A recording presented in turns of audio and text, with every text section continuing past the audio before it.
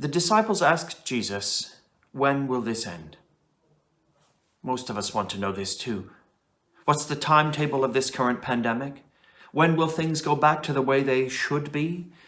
When will things be restored? For the past 3 summers, I've been a leader at the Scottish Episcopal Church's summer youth camp at Glenormond in Perthshire. In recent years, I've run an afternoon activity called Tabata, a form of high-intensity interval training. It's one of the many options that camp delegates have to choose from for their leisure pursuits in between house groups and worship. Those who sign up for this class meet me for about 40 minutes of an intense gym workout. For those who don't know what Tabata is, in fact, to their peril, a lot of young people who sign up for this session don't know what it is either. It's a way of doing a workout that's broken down into small chunks, cycles of 20 seconds, pushing yourself as hard as you can, and then 10 seconds of rest. It's built on the science behind exercise. The principle of working out for only 20 seconds fools a lot of people. At first, they think it'll be a walk in the park. When beginning the session, most sport wry smiles. The exercise starts easy, but then gets hard. In fact, after a while, it becomes really uncomfortable and tests limits. If you don't believe me, go look up one of these routines online and try it for yourself. By the end, with sweat pouring from every pore, many breathless participants are asking, "How much more? How much longer do we have to go?" While exercising, it can seem like one's body is about to give out, like one's lost all perspective of time and place, like this torture will never end. Participants feel immobilized, weak, and helpless. And then I remind them of what I told them at the beginning of the exercise. The unpleasantness is only short-term.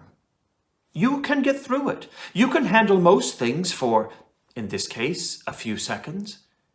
Think of it in chunks. Tough as it may seem, you can carry on, and through it, you'll grow stronger.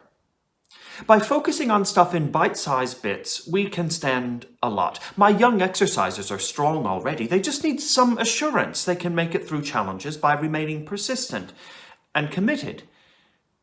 Tabata strengthens endurance and helps one learn to handle the tough stuff 20 seconds at a time.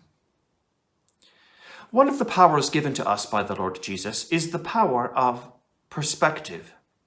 The knowledge of the strength we have, the love that is ours, and the presence of God with us now, even though God is seemingly not here anymore.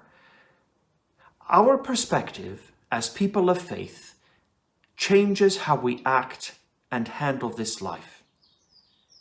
It is power. It certainly may not feel like power. If you've ever done an intense workout, you know the feeling is great. To give in, to despair, to wish for the end at any cost. How can we keep this up when it feels like we're about to give out? It will be essential to recognize the things we can control amidst this pain and confusion, the things we can do. And it may help to make these things time-limited and repeatable, just like the summer camp workout I described, reminding ourselves of the perspective we have. This is only for a while.